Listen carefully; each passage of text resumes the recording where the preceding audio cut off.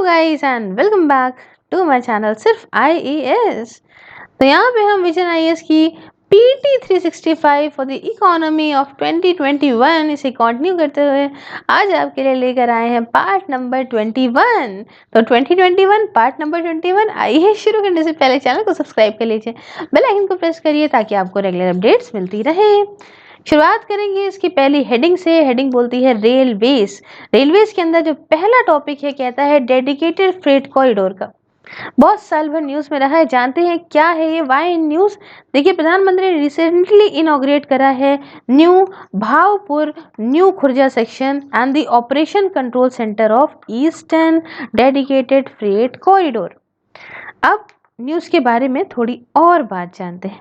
देखिए, अब जो new Bhavpur new Khurja section है ये क्या है, ये देखिए यहाँ पे आप इसमें देख सकते हैं न्यू खुर्जा। ठीक है, तो इसमें क्या है कि यहाँ पे 351 किलोमीटर का, कितने का, 351 किलोमीटर का जो है सेक्शन है जो कि आपका खुर्जा और भावपुर के बीच में है, उत्तर प्रदेश में। देखिए, ये न्यू भावपुर, ये न्यू खुर्जा।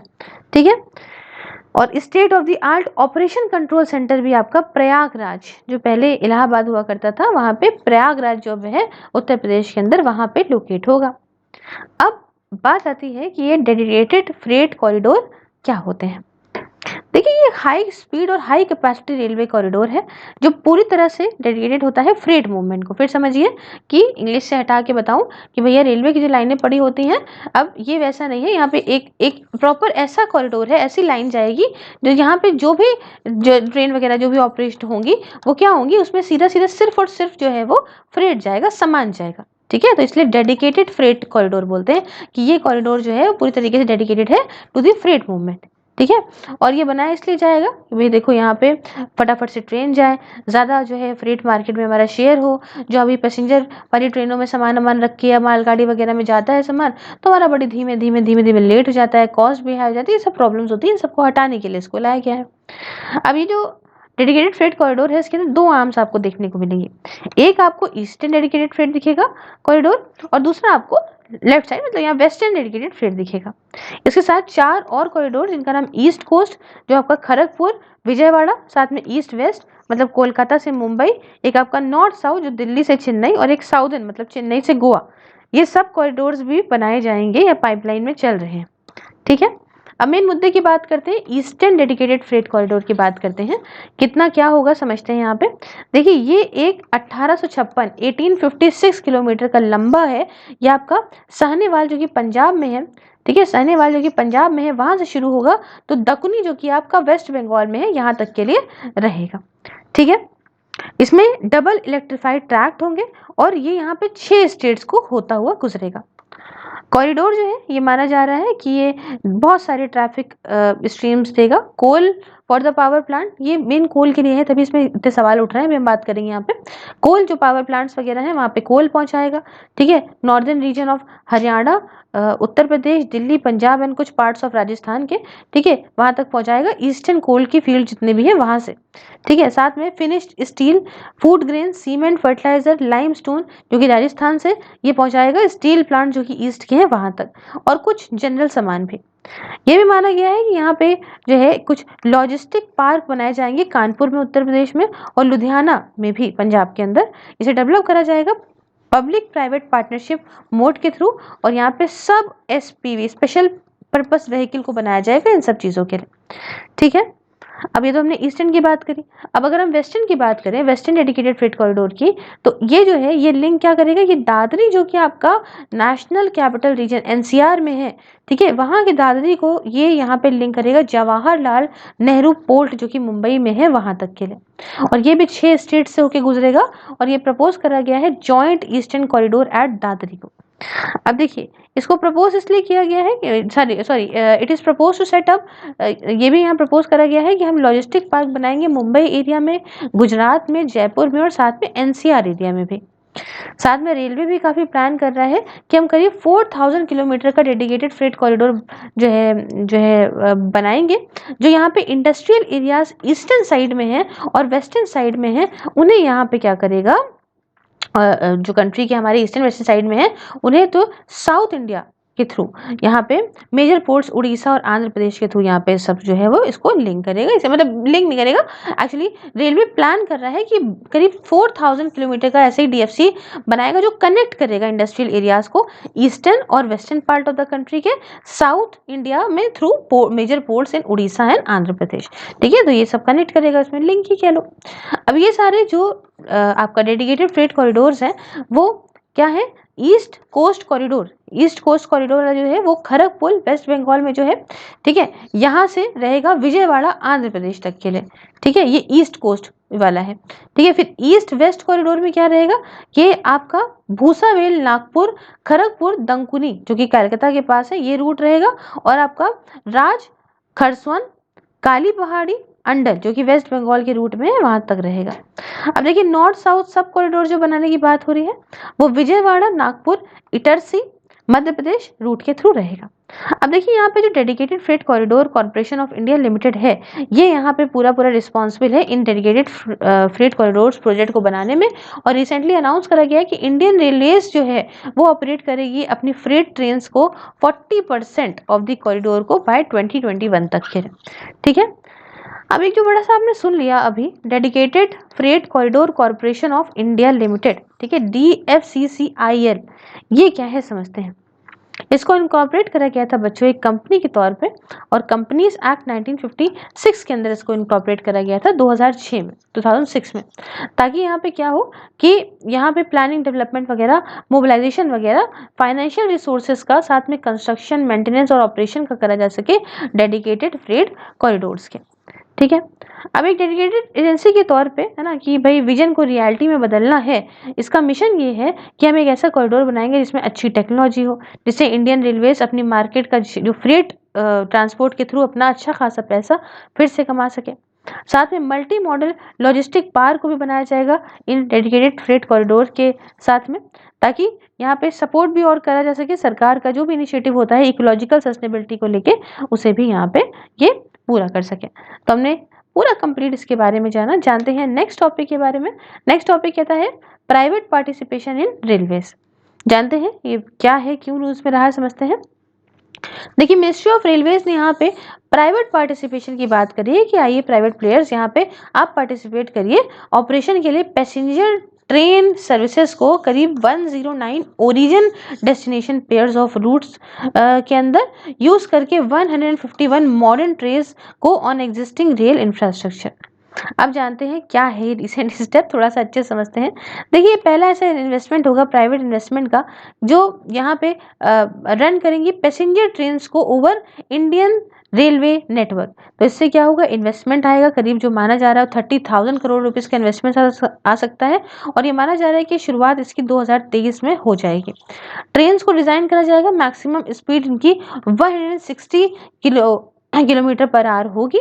और रिक्वेस्ट जो क्वालिफिकेशन की है इसे इशू करा गया है मेक इन इंडिया पॉलिसी के थ्रू। सो जो कोच वगैरह बनाए जाएंगे वो इंडिया के अंदर बनेंगे इन ट्रेन के कोचेस। साथ में लोकल कंपोनेंट जो है वो भी इसके अंदर पॉलिसी के अंदर ध्यान में रख के आने चाहिए। उसके साथ रिस्पॉन्सिबिलिटी क्या है प्राइवेट एंटिटी की। देखिए ये जो है रिस्पॉन्सिबल होगा फाइनेंस करने के, प्रोक्योर करने के, ऑपरेट करने के और मेंटेन करने के ट्रेन्स को। समझ गए, जो प्राइवेट एंटिटी हैं, जो प्राइवेट प्लेयर्स हैं, क्या करेंगे, ये फाइनेंस करेंगे, प्रोक्योर करेंगे, ऑपरेट करेंगे और मेंटेनेंस करेंगे ट्रेन्स को। अब जो ऑपरेशन होगा इन ट्रेन्स का इस प्राइवेट एंटिटी के द्वारा, ये कंफर्म करा जाएगा की परफॉर्मेंस इंडिकेटर्स के द्वारा, जैसे कि पंक्चुअलिटी, रिलायबिलिटी ध्यान में रखी जाएगी। ठीक है, अनकीप ऑफ ट्रेन्स और ऐसी बहुत सारी चीजें। साथ में प्राइवेट फर्म्स जो हैं इनके पास आज़ादी होगी डिसाइड करने के लिए क्या ये जो भी फेयर्स रखना चाहती हैं, कहाँ स्टॉप करना चाहती हैं, मतलब स्टॉपेजेस क्या होंगे। साथ में इनके पास and also the basket of services on offer in these trains, कौन कौन सी सर्विसेज इन ट्रेन्स के अंदर दी जाएंगी, इन सब की आज़ादी इन प्राइवेट प्लेयर्स के पास होगी। अब बात आती है कि इंडियन रेलवे की क्या रिस्पॉन्सिबिलिटी है इसके अंदर। तो ड्राइवर और गार्ड जो ट्रेन का होगा वो रेलवे का ऑफिशियल होगा और वो इन सारी ट्रेन्स को ऑपरेट करेगा, मेंटेन करेगा इस ट्रैक इंफ्रास्ट्रक्चर वगैरह को।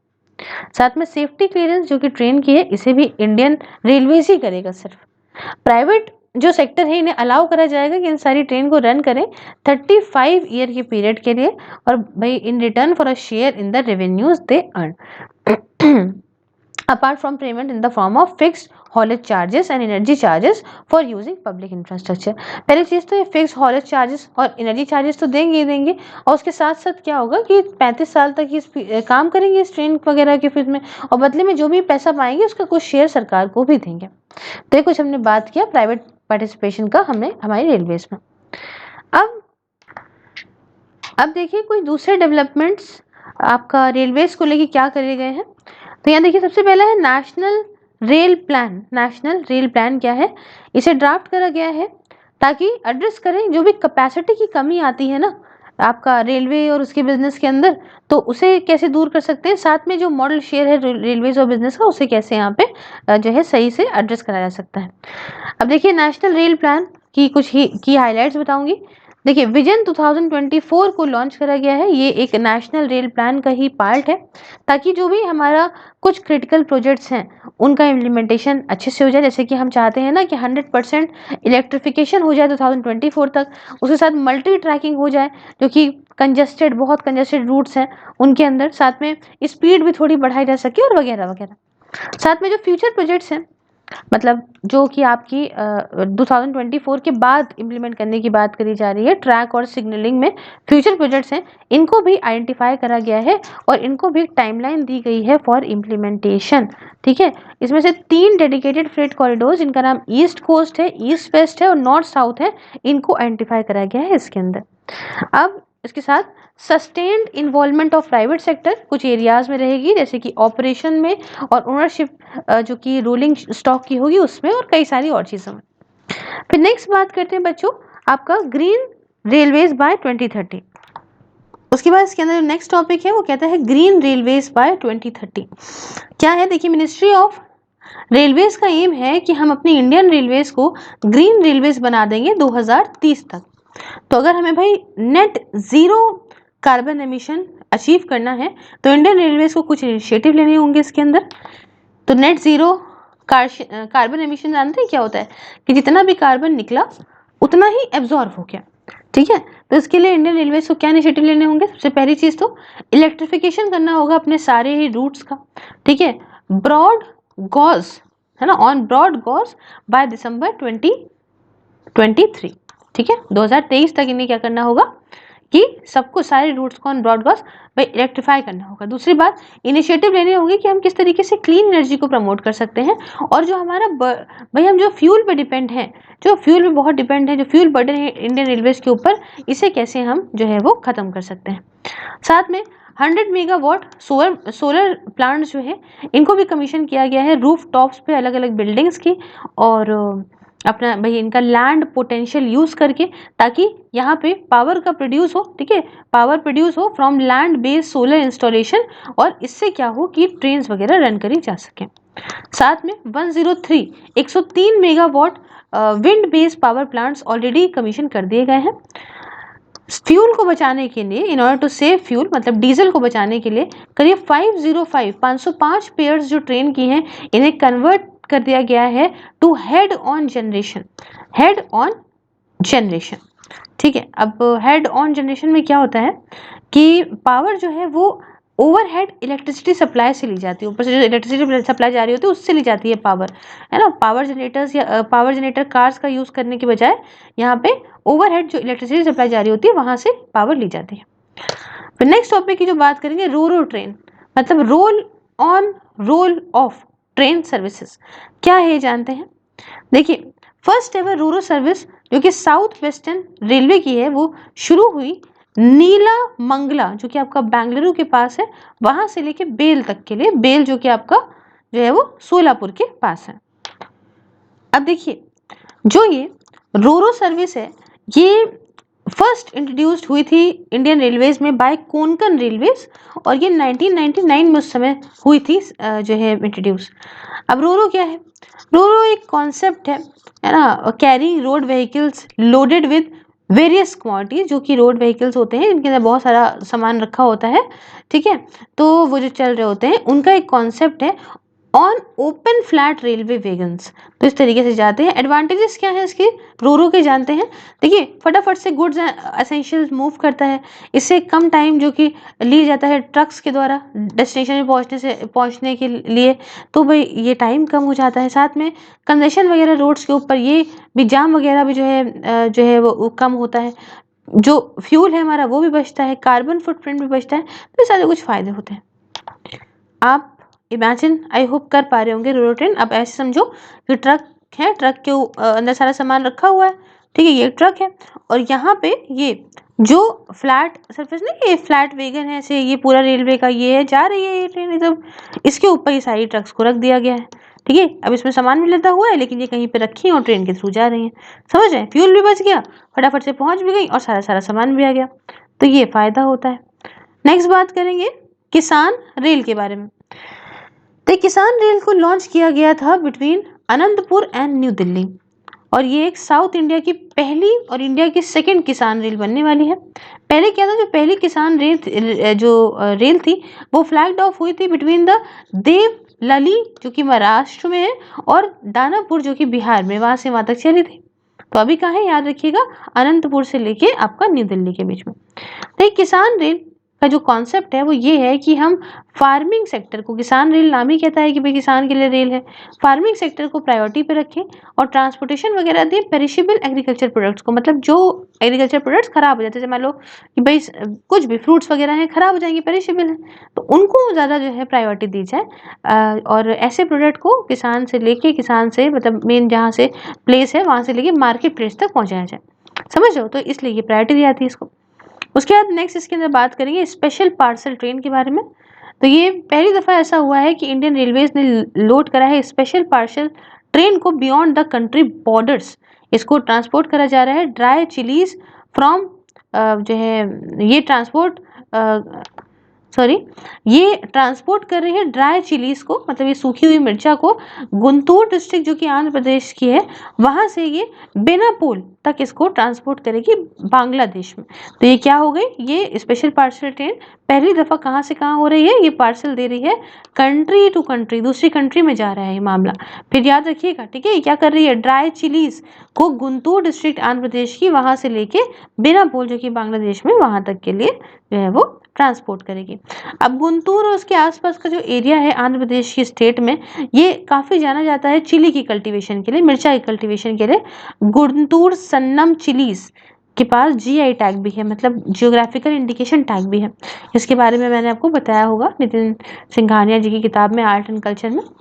क्वालिटी जो यहाँ पे उगती है ये इंटरनेशनली भाई काफ़ी यूनिक टेस्ट है ना, और काफ़ी ज़्यादा रिन्यू है पूरे ही वर्ल्ड में। क्यों, क्योंकि उसका टेस्ट, इसका ब्रांड इतना ज़्यादा बढ़िया है। समझे। नेक्स्ट पोर्ट की जो हम बात करने वाले नेक्स्ट टॉपिक की, वो कहता है पोर्ट्स एंड शिपिंग के बारे में। अब ये तो हो गई हेडिंग, उसके अंदर पहला टॉपिक क्या है, कहता है ड्राफ्ट इंडियन पोर्ट बिल 2020 क्या है जानते हैं, न्यूज़ में क्यों रहा सबसे पहले जानते हैं। देखिए recently ministry of port shipping and waterways ने सर्कुलेट करा ड्राफ्ट इंडियन पोर्ट बिल 2020 को पब्लिक कंसल्टेशन के लिए, ठीक है। जानते हैं कुछ ड्राफ्ट जो बिल बनाया गया उसके ड्राफ्ट के बारे में कोई बात जानेंगे। ये पुराना वाला जो इंडियन पोर्ट एक्ट 1908 का था उसे रिपील और रिप्लेस कर रहा है, उसकी जगह पे आ रहा है, ताकि यहाँ पे एक ऐसा इन्वायरमेंट बनाए जिसमें ग्रोथ हो, सस्टेनेबल डेवलपमेंट हो पोर्ट्स का हमारे इंडिया के अंदर। अब जानते हैं कुछ फीचर्स बिल के, जो की फीचर्स हैं वो जानते हैं। देखिए जो यहाँ पे constitution of maritime port regulatory authority, यहाँ पे क्या होगा, बनाया जाएगा मैरीटाइम पोर्ट रेगुलेटरी अथॉरिटी को बनाया जाएगा। उसमें कुछ फंक्शंस होंगे उनके, जैसे कि पहला, ये सेंट्रल गवर्नमेंट को एडवाइस करेंगी जो भी मैटर रिलेटेड होगा नेशनल पोर्ट पॉलिसी और उसके प्लान से रिलेटेड। दूसरी बात, ये कुछ शॉर्ट टर्म पर्सपेक्टिव प्लान भी बना सकेंगे जिससे हम डेवलप कर सकते हैं पोर्ट सेक्टर को। और तीसरा, ये कोऑर्डिनेट करेंगी, ये आपका जो प्लानिंग एजेंसीज हैं उनके काम को साथ कोऑर्डिनेट करेंगी, ठीक है, ताकि यहाँ पे क्या हो कि जो कोस्ट लाइन है हमारी इंडिया की उसका सही से यूटिलाइजेशन हो और यहाँ पे हमारी जो नेशनल इकोनॉमी है उसको ये अच्छे से सर्व करें। उसके बाद जो फॉर्मुलेशन होगा यहाँ पे इसके अंदर national port policy and national port plan का भी, उसमें कंसल्टेशन होगी कोस्टल स्टेट की गवर्नमेंट के साथ में, स्टेट मैरीटाइम बॉर्डर्स के साथ में और कोई दूसरे स्टेक होल्डर्स के साथ में। उसके साथ इसके अंदर क्या होगा कि एक स्पेशलाइज्ड एजुकेटरी ट्रिब्यूनल को भी बनाया जाएगा जिसका नाम होगा बच्चों मैरीटाइम पोर्ट्स ट्रिब्यूनल और मैरीटाइम पोर्ट्स एपिलेटेड ट्रिब्यूनल। जिससे क्या होगा कि जो भी एंटी कॉम्पिटिटिव प्रैक्टिसेस होती हैं उन्हें यहाँ पे खत्म किया जाएगा और फटाफट से जो भी रिड्रेसल मैकेनिज्म है, दुख दर्द जिसका भी है, उसे भी सॉल्व करा जाएगा। तो ये बात हमने कुछ करी ड्राफ्ट इंडियन पोर्ट्स बिल 2020 के बारे में। नेक्स्ट जो टॉपिक है वो कहता है भाई मेजर पोर्ट अथॉरिटीज बिल 2020 का। ये क्या है, न्यूज में क्यों रहा? देखिए रिसेंटली प्यारे बच्चों लोकसभा ने पास करा है मेजर पोर्ट अथॉरिटी बिल 2020 को। ठीक है, बिल के बारे में आइए कुछ बात जान लें। हुआ क्या है, देखिए ये क्या करेगा, ये यहाँ पे रेगुलेट, ऑपरेट और प्लान करेगा जो मेजर बड़े बड़े पोर्ट्स हैं हमारे यहाँ के उसको, और साथ में जिससे क्या हो भाई ग्रेटर अटोमी देगा इस पोर्ट्स को। इन जो मेजर पोर्ट्स हैं इनको थोड़ी और आज़ादी देगा और ये यहाँ पे रिप्लेस करेगा जो पुराना वाला मेजर पोर्ट ट्रस्ट एक्ट था ना 1963 वाला, उसे ये रिप्लेस कर देगा। बिल का एम ये है कि जो डिसीजन मेकिंग प्रोसेस है, ठीक है, डिसीजन मेकिंग प्रोसेस को डिसेंट्रलाइज करा जाए ताकि भैया थोड़ा सा यहाँ पे प्रोफेशनलिज्म आ जाए गवर्नेंस में इन मेजर पोर्ट्स की। ठीक है कि ये भाई थोड़ा सा देखो सब कुछ सरकार के हाथ में रहता है तो चीज़ें बहुत अच्छी नहीं हो पाती हैं। ठीक है, तो डिसेंट्रलाइज रहेगी डिसीजन मेकिंग तो इससे प्रोफेशनलिज्म थोड़ा और बढ़ेगा इसके अंदर और इससे बहुत सारा फायदा भी होगा। अब जानते हैं कि इस फीचर्स क्या है इस बिल के। तो पहली चीज तो board of major port authority, इसको यहाँ पे बनाया जाएगा हर एक मेजर पोर्ट के लिए और इसको यहाँ पे पावर दी जाएगी कि आप एडमिनिस्ट्रेशन देखो, कंट्रोल देखो, मैनेजमेंट देखो इन सारे पोर्ट्स का। और ये सारे जो बोर्ड है वो रिप्लेस करेंगे जो अभी के बोर्ड है ना, बोर्ड ऑफ पोर्ट ट्रस्ट, इन सबको रिप्लेस कर देंगी। कौन रिप्लेस करेगा? Board of major port authority. दूसरी बात ये कि जो tariff authority for major ports हैं इनको यहाँ पे इनका रोल फिर से एक बार रीडिफाइन करेंगे और जो यहाँ पे ये जो बीपीए है अब ये क्या करेगा कि भैया अब इनको पावर दी जाएगी कि आप टेरिफ्स वगैरह को फिक्स करो। बीपीए कौन है? Board of major port authority. इनको पावर मिल जाएगी कि आप टेरिफ वगैरह को जो भी आपको फिक्स करना है फिक्स करो और यहीं पे एक रेफरेंस टेरिफ की तरीके काम करेंगे, है ना। बिडिंग वगैरह करनी होगी अगर पब्लिक प्राइवेट पार्टनरशिप प्रोजेक्ट की, है ना, बोली वगैरह लगवानी होगी तो ये रेफरेंस टेरिफ का काम कर सकते हैं उस पर्पस के लिए। तीसरी बात ये कि reorient the governance model of landlord port model. क्या है? Reorient the governance model to landlord port model. Governance model को रीओरिएंट करके लैंड लॉर्ड पोर्ट मॉडल की तरफ लाना ताकि यहाँ पे ट्रांसपेरेंसी आए ऑपरेशंस में, मतलब काम वाम जो होता है बड़े पोर्ट्स का उसमें। साथ में होता क्या है लैंड लॉर्ड पोर्ट मॉडल में क्या होता है बच्चों, जो ओनरशिप होती है पोर्ट की, ठीक है, जो ओनरशिप होती है उस पोर्ट की वो पोर्ट अथॉरिटी के पास ही होती है और इंफ्रास्ट्रक्चर जो है उसे लीज कर देते हैं public firms, sorry private firms को। किसको लीजिंग पे देते हैं? प्राइवेट फर्म्स को लीजिंग देते हैं। जिससे क्या होता है जो प्रोवाइड और मेंटेन करता है अपना खुद का सुपर स्ट्रक्चर और क्या करता है कि इंस्टॉल करता है उनका इक्विपमेंट, ताकि भाई वो लोग अपना जो प्राइवेट प्लेयर्स है ये आते हैं और ये अपना इक्विपमेंट यहाँ पे इंस्टॉल करते हैं हैंडल करने के लिए इस कार्गो को। बदले में क्या होता है कि लैंड पोर्ट्स को अच्छा खासा पैसा मिल जाता है रेवेन्यू का इस प्राइवेट एंटिटी के थ्रू। ठीक है, काम वगैरह ये कर रहे हैं और पैसा इनको दे रहे हैं, तो ये फायदा होता है। अब देखिए दोनों जो बिल मैंने आपको बताया, एक बिल तो ये है, ठीक है, मद्देनजर रख लीजिए, और दूसरा यहाँ पे जो मेजर पोर्ट ट्रस्ट एक्ट 1963 का था। आइए थोड़ा सा इन दोनों में हम डिफरेंस जानने की कोशिश करते हैं। तो देखिए सबसे पहले अगर हम 2020 वाले में देखें तो मेजर पोर्ट अथॉरिटी बोर्ड एक ऐसा बोर्ड जो कि मेजर पोर्ट अथॉरिटी बोर्ड होगा, है ना, हर एक मेजर पोर्ट के लिए जो होगा ये बनाया जाएगा। और ये सारे बोर्ड जो है जो अभी का पोर्ट ट्रस्ट है उसे रिप्लेस कर देगी, जैसे मैंने आपको बताया। अब इसके अंदर क्या था, पुराने वाले के अंदर सारे मेजर पोर्ट जो है इन्हें मैनेज करा जाता था respective board of port trust के द्वारा, जिनके पास जो मेंबर्स हैं वो सेंट्रल गवर्नमेंट अपॉइंट करती थी। अब देखिए दूसरा डिफरेंस देखिए कौन कौन होगा इस बोर्ड के अंदर। तो अब 2020 वाले में क्या है कि बोर्ड के अंदर चेयरपर्सन होंगे और डिप्टी चेयरपर्सन होंगे और दोनों ही को अपॉइंट करा जाएगा सेंट्रल गवर्नमेंट के द्वारा और रिकमेंडेशन लेगी कुछ सिलेक्शन कमेटी की। साथ में कोई दूसरे मेंबर्स की बात करें तो एक मेंबर लिया जाएगा रिस्पेक्टिव स्टेट की सरकार के साथ में, रेलवे मिनिस्ट्रीज के साथ में, डिफेंस मिनिस्ट्रीज के साथ में, कस्टम डिपार्टमेंट्स वगैरह के साथ में। साथ में बोर्ड जो है वो यहाँ पे दो से लेके 4 इंडिपेंडेंट मेंबर्स भी होंगे, 2 मेंबर्स जो हैं वो रिप्रेजेंट कर रहे होंगे इंटरेस्ट एम्प्लॉयज का। तो ये सब इसके अंदर होंगे 2020 वाले के अंदर। लेकिन 1963 वाले में क्या था कि जो बोर्ड ऑफ पोर्ट ट्रस्ट थे उसके अंदर चेयरमैन थे जिन्हें सेंट्रल गवर्नमेंट अपॉइंट करती थी, एक या ज्यादा डिप्टी चेयरमैन भी हो सकते थे, और ऐसे नंबर ऑफ पर्सन थे जैसे कि सेंट्रल गवर्नमेंट चाहे है ना टाइम टू टाइम अपना जो है अपने मर्केंटाइल मरीन डिपार्टमेंट से या कस्टम डिपार्टमेंट से या डिफेंस सर्विसेज से वगैरह से ऐड करती जाए तो करती जाए। ठीक है, उसके बाद थर्ड डिफरेंस देखिए, पावर्स जो होती थी बोल्ड की। तो 2020 में अगर हम यहाँ पे बात करें तो बिल कहता है कि जो बोल्ड है वो अपनी प्रॉपर्टी जो है यूज कर सकता है, असेट और फंड्स को यूज कर सकता है, जैसा कि जिसको जैसा सही लगे उस हिसाब से यूज कर सकता है बोल्ड को डेवलप करने के रेफरेंस में। बोल्ड रूल्स भी बना सकता है कि भैया अवेलेबिलिटी क्या है पोल्ट एसेट की, है ना, कितना पोल्ट रिलेटेड एक्टिविटीज सर्विसेज के लिए कितना एसेट अवेलेबल है हमारे पास, या इंफ्रास्ट्रक्चर डेवलप फैसिलिटी जैसे कि आप नए नए पोल्ट को जेटीज वगैरह को डेवलप करना, या फिर एग्जेम्पशन या रेमिशन देना पेमेंट से या किसी भी चार्जेस से किसी भी गुड्स या वेसल्स पे।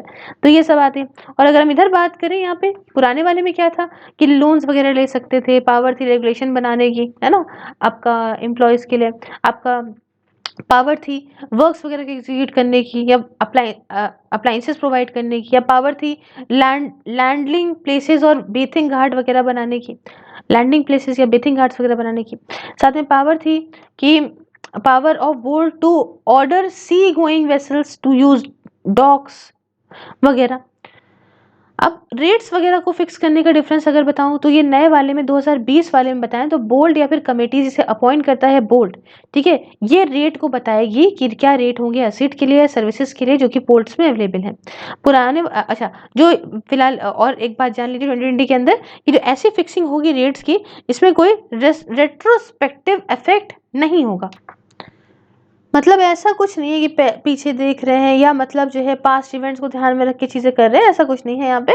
वही जगह अगर हम पुराने वाले की बात करें तो करेंटली जो tariff authority for major ports है जो इस्टेब्लिश करी गई है इस 1963 वाले एक्ट के अंदर, वो फिक्स करती है कि क्या रेट्स होंगे असेट्स के सर्विसेज के जो कि पोर्ट में अवेलेबल हैं।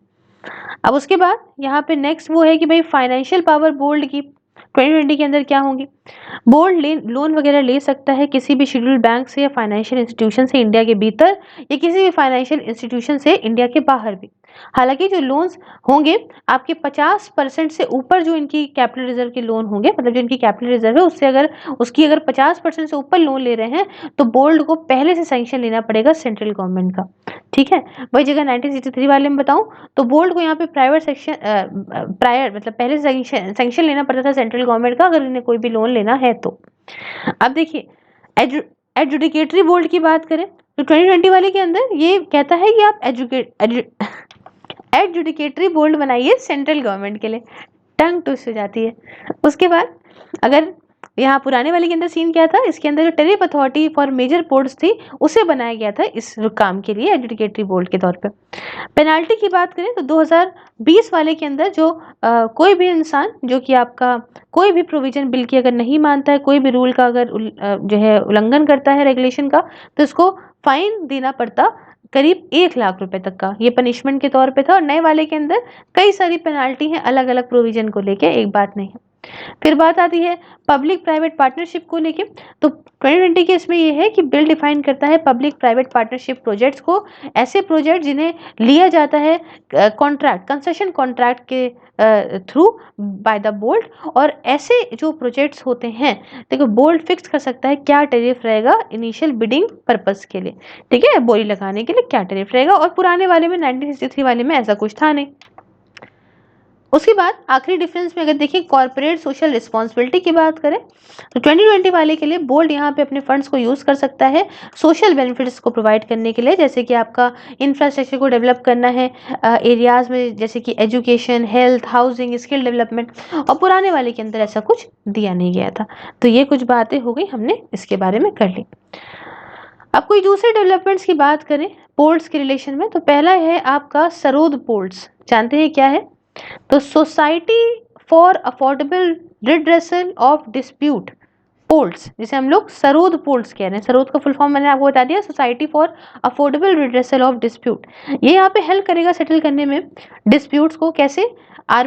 Through arbitration in the maritime sector, जैसे आपका पोर्ट्स या शिपिंग सेक्टर हो गया, ठीक है, मेजर पोर्ट्स ट्रस्ट के अंदर, नॉन मेजर पोर्ट्स वगैरह जिसमें आपका प्राइवेट पोर्ट्स आते हैं, जेटीज आते हैं, टर्मिनल्स और हार्बर्स, हर जगह का। और इसको इस्टेब्लिश करा जाएगा अंडर सोसाइटीज रजिस्ट्रेशन एक्ट 1860 के अंदर।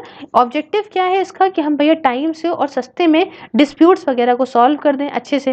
दूसरी बात कि डिस्प्यूट रेजोल्यूशन मैकेनिज्म बढ़िया हो, ठीक है, जिसमें टेक्निकल एक्सपर्ट्स हों आर्बिट्रेटर्स के तौर पे।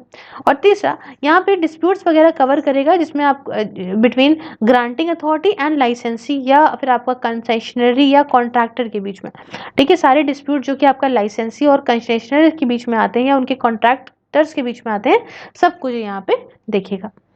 उसके बाद यहाँ पे देखिए नेक्स्ट है, वो नेक्स्ट जो है वो है vessel traffic vessel traffic services VTS and vessel traffic monitoring system, मतलब VTMS। क्या है समझते हैं। देखिए रिसेंटली मिनिस्ट्री ऑफ शिपिंग ने लॉन्च करा एक इंडिजीनियस सॉफ्टवेयर, हमारे यहाँ बना हुआ है इंडिजीनियस सॉफ्टवेयर सोल्यूशन है फॉर VTS एंड VTMS, मतलब वेसल ट्रैफिक सर्विस के लिए, वेसल ट्रैफिक मॉनिटरिंग सिस्टम्स के लिए। अब क्या है, ये यहाँ पे जो हमारा खर्चा होता है फॉरेन एक्सचेंज के ऊपर इस इशू को लेके, इसे कम करेगा। साथ में जो हमारा डिपेंडेंस है फॉरेन सपोर्ट जो हम इतना मांगते हैं इस वेसल ट्रैफिक सर्विसेज सॉफ्टवेयर के लिए, तो ये भी यहाँ पे हमारी डिपेंडेंस भी कम करेगा। अब शॉर्ट फॉर्म में ही बोलेंगे ना, देखिए यहाँ पे VTS और VTMS है ना, ये सॉफ्टवेयर जो है वो वेसल की पोजीशन क्या है वो डिटरमाइन करते हैं, पोजीशन दूसरे ट्रैफिक की क्या है, या फिर मीटियोलॉजिकल हजार्ड जो भी वार्निंग्स हैं वो, या भाई किस तरीका भाई एक्सटेंसिव मैनेजमेंट ट्रैफिक का कैसे करना है, सब कुछ देखते हैं, पोर्ट के भीतर या पानी में, है ना, सब कुछ। अब देखिए जो VTMS है, VTMS जो है ये मैंडेटरी है international maritime organization convention SOLAS के अंदर। सोलास देख लीजिए यहाँ पे, सोलास के अंदर ये मैंडेटरी, सोलास का फुल फॉर्म होता है सेफ्टी ऑफ लाइफ एट सी, उसके अंदर आपको VTMS तो रखना ही पड़ेगा। खैर नेक्स्ट जो टॉपिक है वो क्या कहता है हमारा, वो कहता है भैया ट्रांसशिपमेंट पोर्ट के बारे में। तो देखिए इंडिया ने यहाँ पे 2 ट्रांसशिपमेंट पोर्ट्स, एक आपका वल्लरपदम टर्मिनल कोचिन के अंदर और आपका एक है विजहिंजम पोर्ट जो कि आपका त्रिवेंद्रम के अंदर है। ये हमारे इंडिया ने यहाँ पे 2 ट्रांसशिपमेंट पोर्ट को जो है वो यहाँ प्रपोज किया। प्रपोज जो एक और है प्रपोज्ड इनायम पोर्ट भी है, वो तीसरा रहेगा, तीसरा ट्रांसशिपमेंट पोर्ट बनने वाला है, ठीक है। अभी इंडिया के पास कितने हैं, 2 हैं। पहला कौन सा है, मैंने आपको बताया वल्लरपदम टर्मिनल जो कि कोचिंग में है, और दूसरा मैंने बताया विज हिंजम पोर्ट जो कि आपका त्रिवेंद्रम में, ठीक है। अब सही सही नाम निकले मुंह से। दूसरी बात कि जो ट्रांसशिपमेंट टर्मिनल है ये एक हब की तरह काम करते हैं, किसी तरह हब की तरह काम करते हैं, जिसके अंदर छोटे छोटे फीडर वेसल्स होते हैं, वो कार्गो को लेकर आते हैं। उसके बाद ये यहाँ पे जो है लोड होते हैं on to larger ships for transportation, ठीक है। लोड होते हैं किसमें, बड़ी बड़ी शिप्स में लोड होते हैं, ताकि यहाँ पे और जो है वो ट्रांसपोर्टेशन हो सके, फाइनल डेस्टिनेशन की तरफ बढ़ा जा सके। अब ये एक पोर्ट है जिसमें कनेक्शंस होते हैं, ओरिजिन और डेस्टिनेशन के बीच का कनेक्शन कह लीजिए, जहाँ से ओरिजिन हुआ और पहुँचने के लिए बीच में यहाँ पे लोडिंग वोडिंग हो गई। और जो बड़े बड़े वेसल्स होते हैं ये आप जानते हैं कि bring about economies of scale, lower करते हैं कॉस्ट ऑपरेशंस की, जैसे कि लोअर फ्रेट रेट कर देते हैं एक्सपोर्टर्स के लिए, इम्पोर्टर्स के लिए भी, है ना। बड़े बड़े वेसल्स में ज़्यादा सामान आता है, ज़्यादा सामान में कॉस्ट अपने आप कम हो जाती है।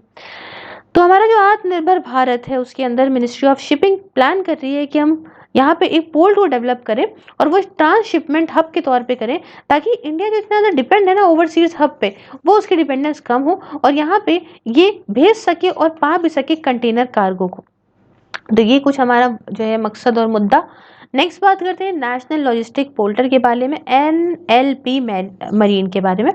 देखिए मिनिस्ट्री ऑफ शिपिंग प्लान कर रही है कि वो एक नेशनल लॉजिस्टिक पोर्टल बनाएगी, ठीक है, ये मरीन बनाएगी टू हेल्प एक्सपोर्टर्स, ताकि एक्सपोर्टर को, इम्पोर्टर को और सर्विस प्रोवाइडर्स को हेल्प करे और एक्सचेंज डॉक्यूमेंट्स सीमलेसली, ये लोग आपस में बहुत ही आसानी से जो है वो डॉक्यूमेंट्स वगैरह को जो है वो शेयर करें, एक्सचेंज करें और यहाँ पे ट्रांजिट करे बिजनेस को in a transparent and quick manner, ठीक है, तरीका एकदम सही हो, क्लियर हो और फटाफट से क्विक तरीके से ही काम हो जाए।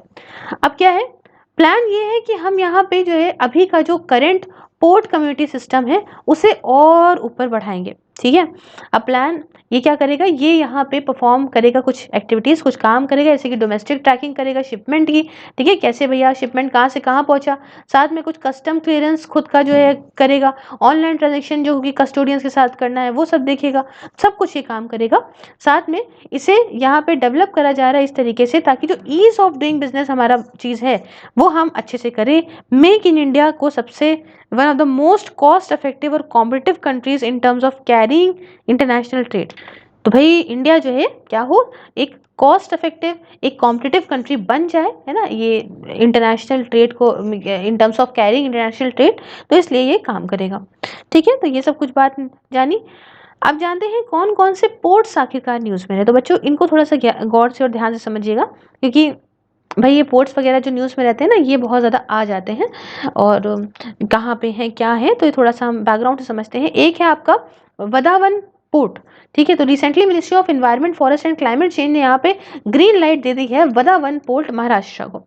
वदावन जो है सेटअप करा जाएगा एक कॉर्पोरेट पोर्ट के तौर पे अंडर कंपनीज एक्ट।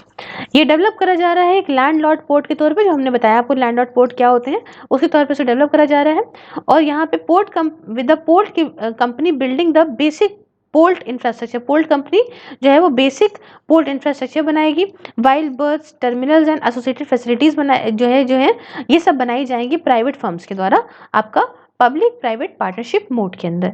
ठीक है, दूसरा जो रहा वो रहा चिदम बरानर पोर्ट। ठीक है, तो डायरेक्ट पोर्ट एंट्री फैसिलिटी जो है वो डेवलप करी जा रही है आपकी चिदम बरानर पोर्ट के अंदर।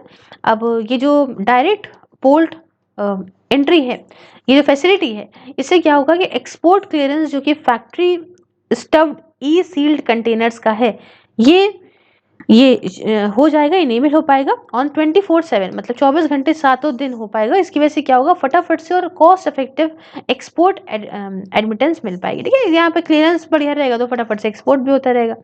साथ में अगर हम बात करें V.O जो आपका चिदम बरानर पोर्ट ट्रस्ट है तमिलनाडु के अंदर, इसे जो है पहले जो है वो तूतीकोरिन पोर्ट ट्रस्ट के नाम से जानते थे, अब आपको शायद समझ में आ गया होगा। ये one of the 12 major ports हैं इंडिया के अंदर। ठीक है, तीसरा जो न्यूज़ में रहा वो रहा कोलकाता पोर्ट अपना। तो फर्स्ट एवर कंटेनर शिप को मूव करा गया कोलकाता पोर्ट से अगरतला की तरफ वाया चट्टोग्राम पोर्ट। किसके थ्रू, चट्टोग्राम पोर्ट के थ्रू ये जो है करा गया इस एक अग्रीमेंट के अंदर, agreement on use of Chattogram and Mongla ports for movement of India's transit cargo through Bangladesh. तो इसको इस एग्रीमेंट के अंदर करा गया। साथ में ये प्रोवाइड कर रहा है एक ऑल्टरनेटिव और एक शॉर्टर रूट है ना, हमारे नॉर्थ ईस्ट रीजन को कनेक्ट करने के लिए बांग्लादेश के थ्रू। अब आप जानते हो कि अगर हम ऐसे होकर जाएंगे तो चिकन कॉरिडोर वगैरह, मतलब जो चिकन नेक है वही चिकन नेक के थ्रू जाते हैं, बहुत ही छोटा इलाका, वो बहुत ही लंबा भी पड़ता है यहाँ तक जाने में। लेकिन अगर हम इस एरिया से, अगर हमें मान लीजिए कि वेस्ट बंगाल से कनेक्ट करना है आपका नॉर्थ ईस्ट को, तो अगर हम बांग्लादेश के थ्रू होकर जाएंगे तो हमें इजी पड़ेगा, है ना। इस चीज़ से हमारे रिश्ते बहुत अच्छे हैं ये इस चीज़ को लेकर। तो ये कुछ बात कोलकाता पोर्ट के बारे में। और आखिरी में पारादीप पोर्ट की बात करें तो कैबिनेट ने अप्रूव कर दिया है एक प्रोजेक्ट जो यहाँ deepening and optimization of inner harbour facilities, ताकि मजबूत हो जाए इनर हार्बर फैसिलिटीज, जैसे कि आपका development of western dock to handle to handle cape size vessels as Paradip port. तो कैबिनेट ने क्या अप्रूव करा है, प्रोजेक्ट को अप्रूव कर दिया है, किस लिए, deepening and optimization of inner harbour facilities including development of western dock to handle cape size vessels at Paradip port. Project मदद करेगा जो इतना जो है कंजेस्टेड हो जाती हैं चीज़ें, तो डीकंजेस्ट करने में इस पोर्ट को, और इससे सी फ्रेट भी कम हो जाएगा। साथ में जो है कोल इंपोर्ट वगैरह सस्ते पड़ेंगे, जॉब्स वगैरह और ज़्यादा क्रिएट होने लग जाएंगे। तो ये कुछ बात। फिर बात करते हैं कुछ इनलैंड वाटरवेज के बारे में, जानते हैं ये न्यूज़ में क्यों रही। सबसे पहले देखिए, मिनिस्ट्री ऑफ शिपिंग ने यहाँ पे वेव कर दिया है वाटरवेज यूजेस चार्जेस को 3 सालों के लिए। आए है, बात करते हैं कि न्यूज़ में क्या और बातें हैं, समझते हैं। देखिए, जो वाटरवेज यूसेस चार्जेस होते हैं इनको वेव ऑफ कर दिया गया है वेव ऑफ कर दिया गया है। ये बात considering the centrals vision to promote inland waterways as a supplementary eco friendly and cheaper mode of transport. तो भैया वेव ऑफ कर दिए, खत्म कर दिए इन चार्जेस को। क्यों? क्योंकि सेंटर इसको पूरा करने के लिए, सेंटर का विजन कि सेंटर प्रमोट करना चाहता है ना इनलैंड वाटरवेज को एक सप्लीमेंट्री, इको फ्रेंडली और एक सस्ता ट्रांसपोर्ट का मोड रहे, इसलिए इसके जो आपके चार्जेस हैं इनको यहाँ पे वेव ऑफ कर दिया गया है।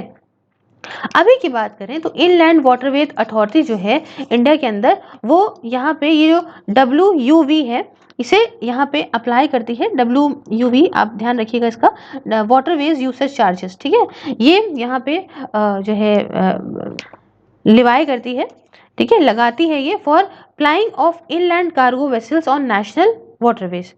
जो यहाँ पे एक रोड़ा पड़ जाता है ना एडमिनिस्ट्रेशन के लिए, आपका ट्रैफिक मूवमेंट का, और साथ में ट्रैफिक डेटा को कलेक्ट करने के लिए भी। साथ में जो इनलैंड वाटरवे अथॉरिटी जो है हमारी इंडिया की जो अभी है, ये इसी को यहाँ पे ये स्टैट्यूटरी अथॉरिटी है, मतलब एक एक्ट ऑफ द पार्लियामेंट के थ्रू बनाई गई है, और यही वाटरवेज जो कि हमारे इंडिया का है उसका चार्ज इसको ही दिया गया है। अब कुछ बात जानते हैं इनलैंड वाटरवेज के बारे में। देखिए इंडिया जो है इसके पास करीब 14,500 किलोमीटर का नेविगेबल वाटरवेज है, जिसके अंदर आपकी रिवर्स आती हैं, कैनाल्स आती हैं, बैक वाटर आते हैं, क्रीक्स आती हैं और बहुत सारी चीज़ें आती हैं। साथ में नेशनल वाटरवे एक्ट 2016 का डिक्लेयर करता है करीब 111 नदियों को, रिवर्स को या रिवर स्ट्रेचेस को, क्रीक्स, एस्चुरीज को इंडिया के अंदर एक नेशनल वाटरवेज के तौर पे। अब इनलैंड वाटर ट्रांसपोर्ट इंडिया के अंदर जो है इसमें सिर्फ 0.5% मॉडल शेयर है। अगर आप कंपेयर करो इसे 42% नीदरलैंड के अंदर है, चाइना के अंदर 8.7% है, USA में 8.3 है और यूरोप में 7% है। हमारे यहाँ बहुत ही कम है। खैर कुछ हमने बात करी इनलैंड वाटरवेज के बारे में। अब कुछ कॉन्सेप्ट्स और एंटिटीज जो कि न्यूज़ में रहे, आइए उनके बारे में भी जान लेते हैं। तो सबसे पहला है TDR, मतलब ट्रांसफरेबल डेवलपमेंट राइट्स। ये क्या है? एक ऐसा मैकेनिज्म है जो यहाँ पे फटाफट से स्पीडी एक्विजिशन लैंड का करता है, लैंड फटाफट से एक्वायर हो जाती है डेवलप करने के लिए इंफ्रास्ट्रक्चर को, जैसे कि सिटी रोड डेवलपमेंट करना है, सैटेलाइट टाउन या मेट्रो रेल, किसी के लिए भी यहाँ पे फटाफट से लैंड एक्वायर हो जाती है। तो इस TDR मतलब ट्रांसफरेबल डेवलपमेंट राइट्स के अंदर, इस ये जो रूट है इसके अंदर सरकार लैंड को एक्वायर करती है लैंड ओनर से, और बदले में इसको in exchange for development rights, ठीक है, डेवलपमेंट राइट्स बदले में देती है जो ट्रांसफर्ड होते हैं लैंड ओनर को। अब ऐसे जो आपके ये डेवलपमेंट राइट्स होते हैं जो इशू करे जाते हैं डेवलपमेंट राइट सर्टिफिकेट, ये यहाँ पे ओनर को क्या पावर देते हैं, क्यों ले रहा है ये ओनर को? क्योंकि ये पावर दे देते हैं कि आप एक्स्ट्रा फ्लोर एरिया रेशियो जो है उसकी तरफ जाओ, है ना, और ये फिक्स करा जाएगा सरकार के द्वारा, ठीक है। क्या है? To go for extra floor area ratio. Next जो टॉपिक है वो कहता है सिटीज, मतलब city investment to innovate, integrate and sustain programme. क्या है समझते हैं? एम ये है कि हम इंडियन सिटीज को असिस्ट करें कि आप यहाँ पे अपना अर्बन इंफ्रास्ट्रक्चर प्रोजेक्ट को इम्प्लीमेंट कर लो जो कि यहाँ पे इंटीग्रेटेड है, इनोवेशन और ड्रिवन और सस्टेनेबल हो। फिर समझो, इसका एम ये है कि इंडियन सिटीज को असिस्ट करना कि आप अर्बन इंफ्रास्ट्रक्चर प्रोजेक्ट ऐसा लेकर आओ जो इंटीग्रेटेड हो, इनोवेशन ड्रिवन हो और सस्टेनेबल भी हो।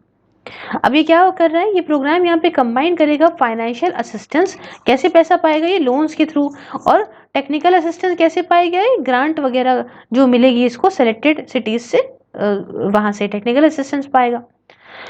प्रोजेक्ट जो है वो कोऑर्डिनेटेड है और मैनेज करा जा रहा है प्रोग्राम मैनेजमेंट यूनिट जो है national institute of urban affairs की, उसके अंदर। साथ में ये जो सिटीज़ है इसे सपोर्ट करा जा रहा है ministry of housing and urban affairs के द्वारा, फ्रेंच डेवलपमेंट एजेंसी जो है उसके द्वारा, और यूरोपियन यूनियन के द्वारा। उसके बाद नेक्स्ट टॉपिक आता है हमारा bureau of civil aviation security के बारे में। देखिए bureau of civil aviation security ये एक regulatory authority for civil aviation security है हमारे देश के अंदर, जो कि मिनिस्ट्री ऑफ सिविल एविएशन के अंदर आती है, जिसका हेडक्वार्टर आपको न्यू दिल्ली के अंदर मिल जाएगा। मेन रिस्पॉन्सिबिलिटी ये है कि स्टैंडर्ड्स और मेजर्स जो भी लिए जाने चाहिए वही इसके अंदर प्रॉपर हो, ताकि यहाँ पे सिक्योरिटी जो कि सिविल फ्लाइट की है इंटरनेशनल और डोमेस्टिक एयरपोर्ट के अंदर हमारे देश के अंदर वो प्रॉपर दी जा सके। क्या दी जा सके? Security.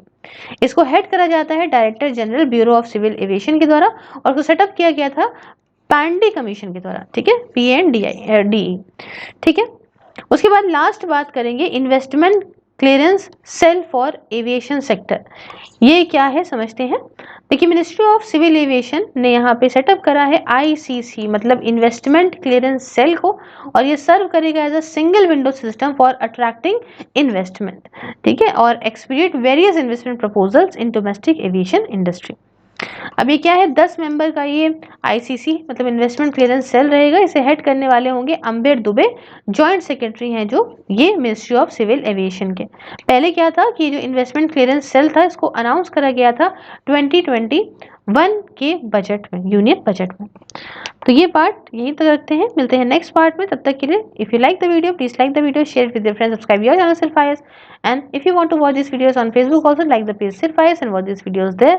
Along with this, if you want to go for one daily real question on Instagram, just follow us on Instagram, and if you want to join membership and enjoy the various perks, just press the join button and enjoy the various perks. Thank you so much for discussion. Have a wonderful day. Take care.